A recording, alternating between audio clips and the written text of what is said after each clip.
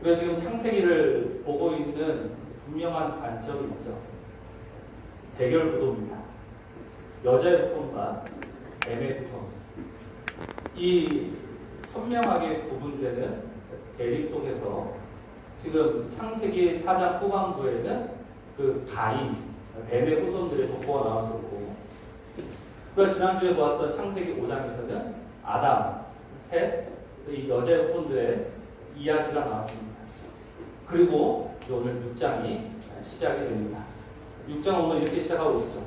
사람이 땅 위에 번성하기 시작할 때 그들에게서 딸들이 나왔다라는 말로 시작하고 있습니다. 갑자기 오늘 이 말이 왜 나왔을까? 우리는 이 말을 단순히 6장 1절로만 보는 것이 아니라 우리가 지금까지 앞에서 보았던 그 선명한 대결 구도 속에서 보아야 합니다. 그래서 오늘 6장 1절에서 이 딸이라는 말에 주목하게 됩니다. 왜 딸이 나왔다라고 했을까? 왜 하필 여기에서 아들이 있을 수도 있고 딸도 있을 수 있는데 왜 6장 1절은 그들에게서 딸이 나왔다라고 이야기를 했을까? 이거는 제가 말씀을 드린 것처럼 이 대립, 이 구조를 더 선명하게 부각시키고자 합니다. 무슨 말이냐면 창세기 5장에서는 계속해서 누가 태어났습니까? 아들 중심이었습니까? 딸 중심이었습니까? 아들 중심이었습니다.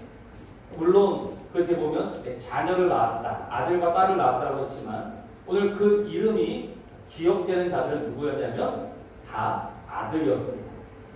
아담, 셋, 에노스 전부 다 이 아들 중심의 구조였습니다. 근데 6장을 시작하면서 누가 나왔다라고 이야기합니까? 딸이 나왔다라고 이야기합니다. 그래서 오늘 듣기에 굉장히 기분 나쁘실 수도 있겠지만 이 딸이라는 것은 지금 이 아들과 딸의 선명한 이 충돌, 이 분명한 대립을 보여주고 있다는 거예요. 특별히 딸, 이 여자라는 이미지는 우리가 창세기 3장에서 보았던 그 하와를 연상시켜주는 겁니다. 그 뱀에게 속아서 그 선악과를 먹었던 하와, 그 여자였지 않습니까? 그 여자의 모습이 오늘 창세기 6장에서 다시금 시작이 되고 있는 겁니다. 그러니 지금 이 창세기 6장의 1절은 아주 불안하고 두려운 이야기의 서막이다라고 보시면 되는 겁니다. 창세기 5장에서 다시금 그 아담과 셋으로부터 이어지는 그 경건한 자의 후손들의 이야기가 나왔는데 오늘 이 6장에는 이 불안하고 두려운 이야기가 다시금 시작됐다라고 오늘 알려주고 있는 거예요. 불안하고 두려운 이야기가 시작될 수밖에 없는 이유가 무엇입니까? 제가 지난주 말씀을 드렸습니다. 그 창세기 5장에서 경건한 자들이 아들을 낳고 또 아들을 낳았는데 그럼 우리가 생각하기에는 그 경건한 자들이 더 많아지고 이렇게 쌓여야 되는데 결국은 그 뱀의 후손들이 쌓였습니까? 여자의 후손들이 쌓였습니까? 가인의 후손들이 많아졌습니까? 아니면 셋의 후손들이 많아졌습니까? 분명 많은 아들과 많은 딸들을 낳았는데 그 창세기 5장의 제일 마지막은 이렇게 이야기하고 있죠. 노아는 500세대 후에 셈과 함과 야벳을 낳았다.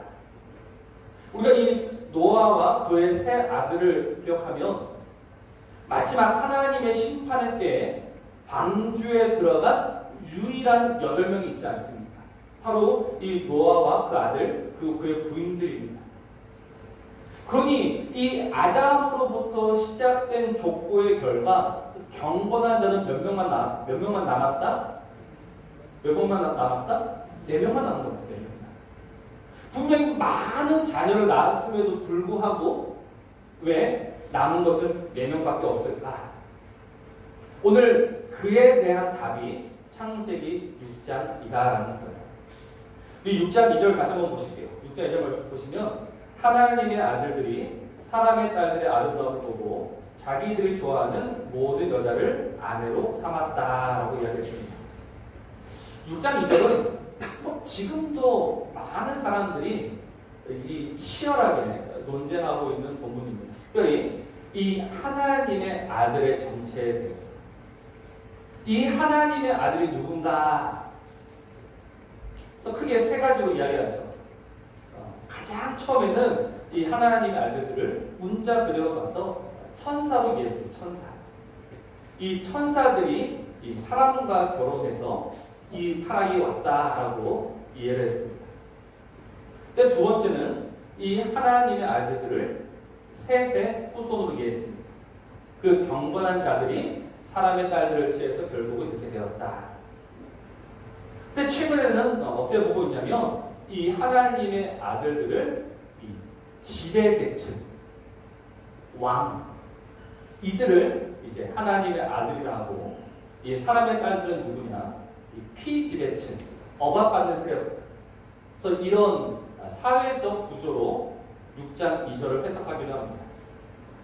지금도 답이 없어요. 근데 이 답이 없어서 사실 성경이 제일 어려운 겁니다. 근데 제가 오늘 이 6장 2절을 곰곰이 묵상하다가 한 가지 깨닫게 되는 것이 있었는데, 제가 앞서 말씀드린 게 무엇입니까? 왜 이 아담의 후손들, 그들이 쌓여가지 않고 결국 뱀의 후손이 되고 그 가인의 후손이 될 수밖에 없었는가? 저는 그 이유를 2절이다라고 생각합니다. 경건한 자들이, 분명 하나님의 은혜를 따라서 그 경건한 자로 살아가는 자들이 이 사람의 딸들을 보면서 자신에게 주어진 그 모든 책임을 저버린 겁니다. 그러니 제가 앞서 말씀드린 것처럼 이 경건한 자들이 쌓여가는 것이 아니라 결국은 그 뱀의 후손과 가인의 후손들이 쌓일 수밖에 없었다라는 겁니다. 근데 왜 이렇게 되었을까를 생각해 보면 이제 말씀을 보십시오. 하나님의 아들들이 사람의 딸들의 아름다움을 보았다라고 이야기합니다. 이 본 결과 결국은 어리석은 길로 빠져들 수밖에 없는 것이죠. 왜 아담과 하와가 선악과를 먹었습니까? 보았기 때문에. 보니 보암직하고 먹음직하니 얼른 먹어버린 겁니다. 그래서 오늘 우리가 여기서 첫 번째 포인트를 하나 가질 수 있을 거예요. 어떤 포인트냐면 성도들은 결국 무엇을 보느냐에 따라서 그 신앙이 결정된다는 겁니다. 여러분, 이 보는 건 정말로 중요한 겁니다. 성도들은요, 잘 보고 잘 듣고 잘 생각하셔야 합니다. 신약에서 우리에게 교훈하지 않습니까? 너희는 이 세대를 본받지 말고 오직 마음을 새롭게 함으로 변화를 받아 하나님의 선하시고 기뻐하시고 온전하신 뜻이 무엇인지 분별해라. 근데 어떻게 우리가 하나님의 뜻을 분별할 수 있는가? 잘 보고 잘 듣고 잘 생각해야 합니다. 왜 사람들이 결국 세상으로 돌아가게 되고 또다시 그 세상과 하나가 되고 있는가? 늘 보고 있는 것이 세상이기 때문이라는 겁니다. 여러분, 이거는 틀림없습니다. 우리가 하나님의 자녀다라고 하면서 늘 보는 것이, 늘 듣는 것이, 늘 생각하는 것이, 늘 먹는 것이 세상이라면 어김없이 세상으로 돌아갈 수밖에 없습니다. 오늘도 세상에 그 수많은 것들이 우리 안에 쏟아져 들어오고 있습니다. 근데 우리가 어떻게 그것을 거절하면서 분별하면서 하나님의 사람으로 살아갈 수 있을 것인가? 우리가 마땅히 먹어야 할 것을 먹고 보아야 할 것을 봄으로써 할 수 있는 겁니다. 그게 뭐예요? 하나님의 말씀이더라고요. 끊임없이 하나님의 말씀이 우리 안에 선포되어야지만, 그래서 우리 안에 계신 성령님께서 그 말씀으로 우리를 역사하실 때 우리는 하나님의 사람으로서 세워져 갈 수 있는 겁니다. 우리는 지금 우리의 다음 세대들이 무너져가고 있다고 합니다. 무너질 수밖에 없습니다. 왜 무너집니까? 우리의 다음 세대들이 무엇을 보고 있느냐, 우리의 다음 세대들이 무엇을 듣고 있느냐, 이 생각을 하면 무너질 수밖에 없는 겁니다. 우리 아주 단순하게 생각해 봅시다. 우리에게는 하루 24시간의 시간이 있습니다. 이 24시간의 시간 속에서 우리가 이 하나님의 말씀을 가까이 하는 시간이 얼마나 될까? 얼마나 됩니까?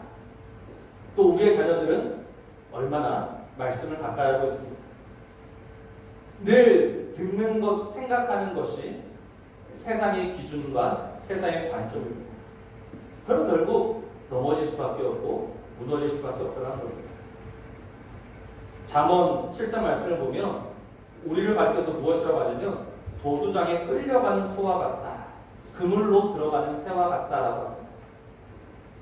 우리의 모습이 그렇더라는 거예요. 왜 우리가 그 도수장에 끌려가는 소가 되고 그물로 알아서 들어가는 새가 되느냐?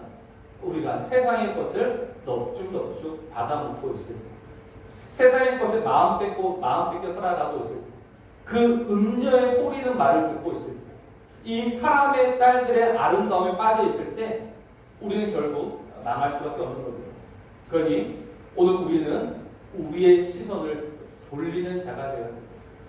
여전히 그 세상에 빠져서 세상을 보면서 살아가는 자가 아니라 우리의 시선을 다르게 바꾸어 가야 합니다. 오늘 말씀을 들으시면서 이 시선을 어떻게 다루어야 하는지 이것을 한번 생각하시면서 들으시면 좋을 것 같습니다. 결국 이 세상을 보며 세상과 하나 되는 자들은 어떻게 됩니까? 망하게 되는 겁니다. 왜냐하면 하나님이 그들과 함께 하시지 않기 때문입니다. 오늘 3절 말씀이죠. 여호와께서 이르시되 나의 영이 영원히 사람과 함께 하지 아니하리니 이는 그들이 육신이 됩니다. 그러나 그들의 날은 120년이 되리라 하시니라 라고 말씀하십니다. 하나님이 더 이상 함께 하시지 않겠다고 합니다. 하나님의 심판이죠. 근데 이 하나님의 심판이 결국 무엇이냐면 하나님 없이 살아가는 겁니다. 하나님과 분리된 채 살아가는 겁니다. 하나님이 더 이상 우리 안에 거하시지 않는 겁니다. 근데 사람은 그 하나님의 두려운 심판을 두려워하지 않습니다. 하나님이 더 이상 우리와 함께 하시지 않겠다라고 해도 우리는 아무렇지도 않습니다. 그냥 그러십시오라고 가만히 있는 겁니다. 하나님이 나를 떠나시겠다라고 말씀하시는데 여러분 우리는 그 하나님 앞에 하나님 아닙니다라고 엎드리는 자가 되어야 됩니까? 아니면 그 하나님을 무시하는 자가 되어야 합니다. 세상은 철저히 그 하나님을 무시하는 모습으로 살았습니다. 하나님 오늘 그들의 날이 몇 년이 되더라고 하셨습니까? 120년. 이 120년도 두 가지로 해석합니다. 보통 이 노아 홍수 이후에 사람의 수명이 점점 줄어듭니다. 물론 120년보다 더 오래 산 사람들도 있지만 그 이후에 대부분 120년 안으로 줄어들게 되죠. 그래서 결국 이 사람의 수명이 줄어들었다라고 말한 자들도 있고 또 이 120년이 노아의 홍수까지 남은 기간이다라고 말한 자들도 있습니다. 하나님께서 지금 이 120년의 경고를 주셨다라고 말하는 사람들도 있습니다.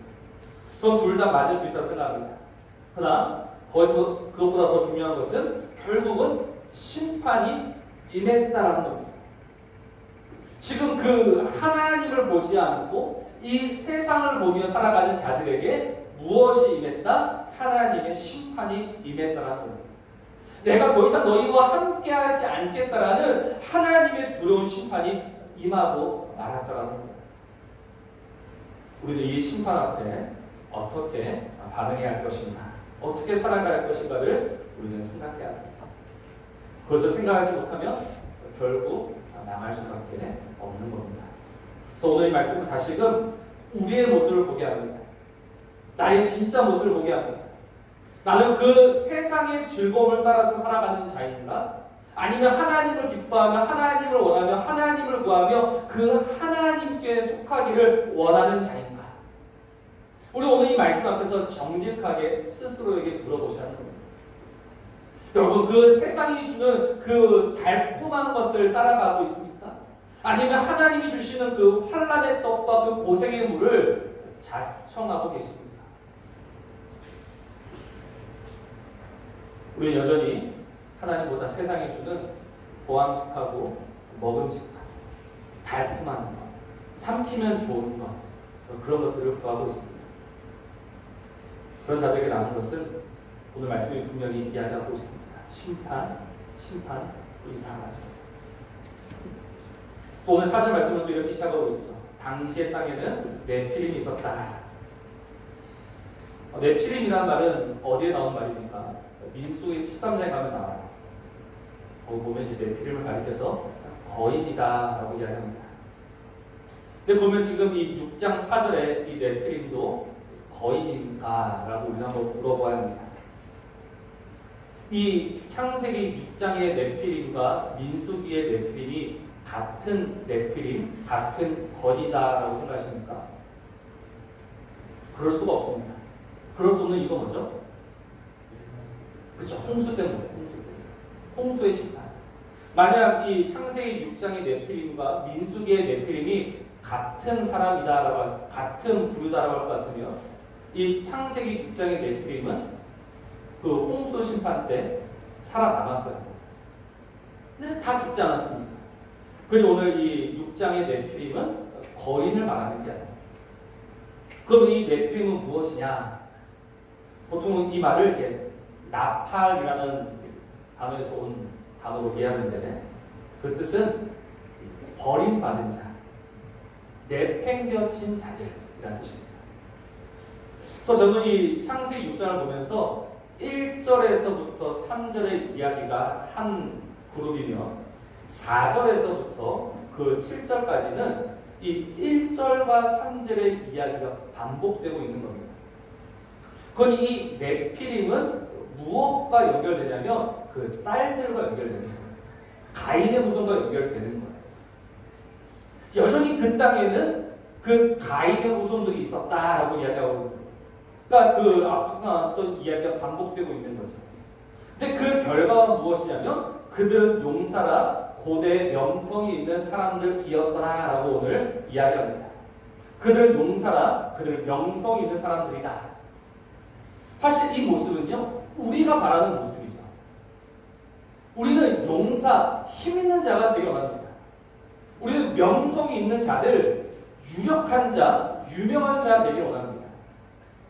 오늘 우리가 꿈꾸고 바라는 모습들이 일어나고 있는 것, 어디에서? 하나님에게서 내팽겨진 자들 안에서 말입니다. 하나님은 우리를 부르셨습니다. 근데 하나님 우리를 강한 자로 부르셨습니까? 하나님 우리를 강한 자로 부르신 적이 없습니다. 하나님 우리를 유명한 자로 부르셨습니까? 아니, 하나님은 우리를 무명한 자로 부르셨습니다. 그러니까 너무나 다르지 않습니까? 이 세상이 추구하는 가치관과 하나님이 우리에게 주시는 삶의 가치관은 다른 거예요. 세상은 더 강해져라, 세상은 더 높아져라, 세상은 더 유명해져라 라고 이야기하고 있지만 하나님은 오늘 우리에게 무엇을 말씀하시느냐? 너는 더 작아져라, 너는 더 가난해져라, 너는 더 무명한 자가 되어라 라고 말씀하고 계시는 거예요. 네, 세상이 이 하나님의 말씀을 따르지 않습니다. 세상이 하나님의 말씀을 따르지 않고 여전히 자기의 길을 갑니다. 그래서 그 결과가 무엇이냐? 하나님이 사람 지으셨음을 한탄하사 마음에 근심하시고 라고 성경은 기록합니다. 하나님이 한탄하셨습니다. 하나님이 근심하셨습니다. 하나님이 한탄하시고 하나님이 근심하셨다라는 뜻이 무엇인가? 우리는 오늘 이 본문을 보면서 어떻게 하나님이 후회하실 수 있어? 라고 이야기합니다. 후회하시는 하나님은 전지전능한 분이 아니다라고 생각을 해요. 왜? 하나님이 그걸 다 아셨으면 하지 하시면 안 되는 거 아닌가라고 우리는 생각하는 겁니다. 근데 오늘 이 뜻은요, 하나님이 근심하시고라는 이 뜻은 하나님이 아파하셨다라는 겁니다. 하나님이 사람을 지으시고 아파하신 겁니다. 그게 하나님의 후회입니다. 하나님이 왜 아파하셨을까요? 하나님이 뻔히 후회할 것을 아시면서, 한탄하실 것을 아시면서, 아파할 것을 아시면서 왜 사람을 지으셨을까요? 하나님이 속으신 겁니까? 야, 정말 네가 그럴 줄은 몰랐다라고 하나님이 그래서 한탄하시면서 후회하신 겁니까? 그렇지 않습니다. 하나님 어떻게 모르실 수 있겠습니까? 하나님은 아시죠. 하나님은 우리의 이 무너짐을 아십니다. 결국은 하나님을 떠나서 또다시 세상과 하나 될 자라는 것을 누구보다도 잘 알고 계시는 분이 하나님이십니다. 근데 왜 지으셨을까요? 오늘 제 설교 제목을 혹시 기억하십니까? 오늘 설교 제목이 후회가 아니라 사랑입니다. 왜 하나님이 후회할 일을 하셨을까? 왜 하셨습니까? 사랑하시기 때문에. 여러분, 자녀를 키워보시면서 후회하신 적 있으십니까? 후회하신 적? 저는 아이가 4명 있습니다. 자녀를 키우면서 마음 아픈 적이 많습니다. 그리고 속은 적도 많습니다. 근데 마음이 아파서 속아서 내가 노래 정말 괜히 나왔다 라고 말한 적은 한 번도 없습니다. 속을 줄 뻔히 알지만 또다시 마음 아플 줄 알지만 그래도 사랑하는 겁니다. 하나님이 지금 그 마음 그대로 오늘 우리를 보고 계시는 거예요. 하나님이 나를 보시면서 야, 네가 어떻게 나한테 그럴 수 있어라고 말씀하실 것이 아니라 그래, 내가 너를 알아. 내가 너를 알기 때문에 그래도 나는 아파하면서 너를 지었고 너를 사랑했고 지금도 너와 함께 있어라고 오늘 우리에게 말씀하고 계시는 거예요.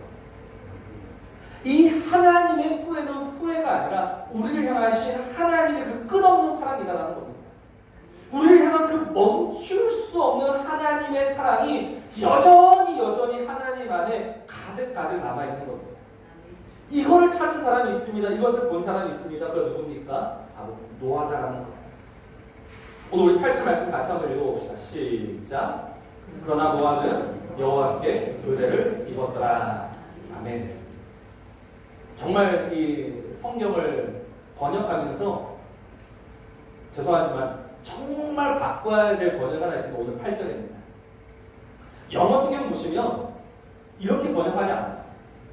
영어 성경은 한결같이 뭐라고 번역하고 있냐면 노아가 하나님의 눈 안에서 은혜를 발견했다 이렇게 들어가고 있습니다. 다시 말씀을 드릴게요. 노아가 하나님의 눈 안에서 은혜를 찾았다라고 이야기하고 있습니다. 전혀 다른 이야기. 무슨 이야기냐면 하나님이 지금 그 땅에 지으신 모든 것을 보시면서 한탄하고 계십니다. 쓸어버리겠다라고 하십니다. 근데 그 무서운 하나님 앞에 노아가 서 있습니다. 근데 노아가 서서 그 하나님의 눈을 들여다보니 하나님을 모르는 자는 그 하나님의 눈이 진노와 불꽃과 심판의 눈인 줄 알았는데 그 안에 여전히 무엇이 담겨 있었다? 하나님의 은혜가 담겨 있었다. 심판하시지만 그들은 물로 쓸어버리시지만 그러나 포기할 수 없는 하나님의 마음과 하나님의 사랑과 하나님의 은혜가 그 하나님 안에 여전히 있음을 노아는 보았다는 거예요. 이게 노아가 여호와께 은혜를 입었다라는 의미입니다. 사랑하는 성도 여러분, 물론 노아가 하나님에게 은혜를 입었기 때문에 그걸 볼 수 있었어요. 그래서 이렇게 번역해도 큰 무리는 없습니다. 그러나 오늘 우리는 이 말씀을 보면서 다시금 우리가 무엇을 보아야 할지에 대해서 다시금 생각하면 다시금 돌아보아야 합니다. 제가 앞서 말씀을 드렸죠. 결국은 우리의 시선이 어디를 향하고 있느냐, 오늘 우리가 무엇을 보고 있느냐, 세상을 보고 있으면 또다시 그 세상에 끌려갈 수밖에 없는 것이 우리입니다. 근데 하나님께 은혜를 입은 자들은 오늘 누구를 바라보고 있느냐? 하나님의 눈을 바라보는 거예요. 그 하나님의 눈을 보면서 그 하나님의 눈 안에 담긴 하나님의 진심을 보는 겁니다. 우리를 향한 그 포기하실 수 없는 사랑, 우리를 향한 그 끊으실 수 없는 그 사랑을 보는 거예요. 여러분, 그 출애굽하면서 이스라엘 백성들이 하나님 앞에 큰 죄를 지었던 적이 있습니다. 그 금송아지 우상을 만들어가지고 그 하나님을 욕보였던 적이 있었죠. 그래서 하나님이 모세에게 무엇이라고 말씀하셨냐면 저들은 네가 애굽에서 이끌어낸 너의 백성이다라고 말씀하셨습니다. 이해되십니까? 하나님이 이스라엘 보시면서 이스라엘은 나의 백성이다라고 말씀하시지 않고 모세를 보시면서 야 저거는 너의 백성이다라고 이야기하시는 거예요. 내게 아니다라고 이야기하는 거예요. 그럼 그때 모세가 무엇이라고 말했을까요? 하나님의 진심을 알고 있는 모세는 무엇이라고 말했을 것 같습니까? 출애굽기 32장을 보면 아닙니다. 그들은 주의 백성입니다. 그들은 당신의 백성입니다. 라고 이야기합니다. 하나님이 모세에게 말씀하십니다. 내가 저들을 쓸어버리고 내가 너 모세를 통해서 다시 시작하겠다. 모세가 무엇을 말합니까? 안 됩니다. 안 됩니다. 모세가 왜 안 됩니다라고 말했을까요? 모세가 하나님의 진심을 알았기 때문이죠.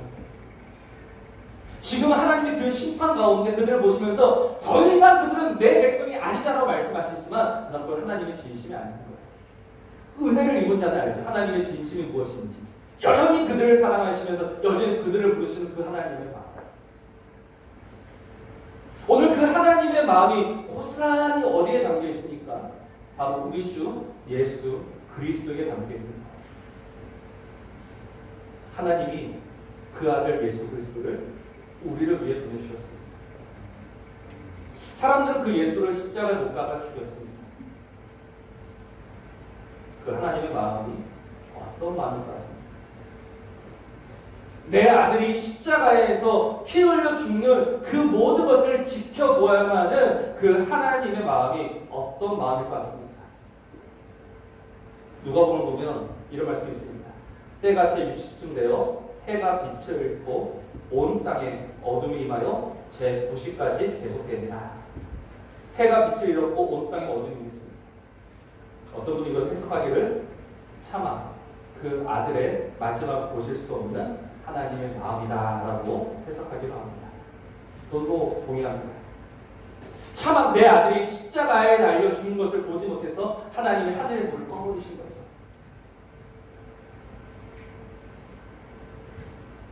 왜? 누구 때문에?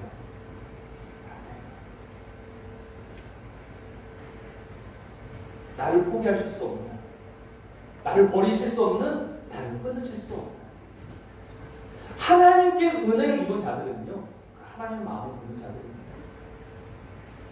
하나님의 은혜가 충만한 사람들은 그 세상에 좋은 것이 보이는 것이 아니라 그 하나님의 사랑이 보이는 거예요. 나를 향하신 하나님의 사랑, 나를 포기하실 수 없는 하나님의 사랑, 그 아들을 버리시면서까지 나를 부르시는 그 하나님의 사랑. 오늘 여러분들은 은혜 받기 원하시지 않습니까? 그 은혜는 도대체 어떤 은혜입니까? 여러분들은 무슨 은혜를 원하고 계십니까? 하나님의 마음이 회복된 은혜가 있기를 주의 이름으로 축복합니다. 오늘 우리 안에 그 하나님의 마음과 오늘 그 하나님의 사랑이 다시금 부어져야 합니다. 그래서 오늘도 그 세상을 보시면서 아파하고 계시는 그 하나님, 그 하나님과 함께 아파하며 하나님 오늘 내 삶이 내 모든 순간들 내 모든 걸음들이 정말 그 하나님의 마음을 가지고 살아가는 정말 하나님의 마음을 아는 하나님을 다시금 기쁘시게 하는 하나님의 자녀, 하나님의 사람 되기를 원합니다. 나는 이 고백이 오늘 저와 여러분의 고백이 되어요. 그게 은혜를 입는 겁니다. 우리가 아무리 좋은 것을 가지고 우리가 아무리 많은 것을 가진다 하더라도 그 하나님의 마음을 모르고 살아가는 자는 은혜를 입는 자가 아니라 은혜 밖에 있는 자입니다. 이것도 잃어버리고 저것도 빼앗기고 다 잃어버리지만 하나님의 마음을 안다면 그는 은혜를 입은 자입니다. 오늘 저 여러분이 이 은혜를 입은 자로 다시금 살아가게 되기를 주의 이름으로 축복합니다.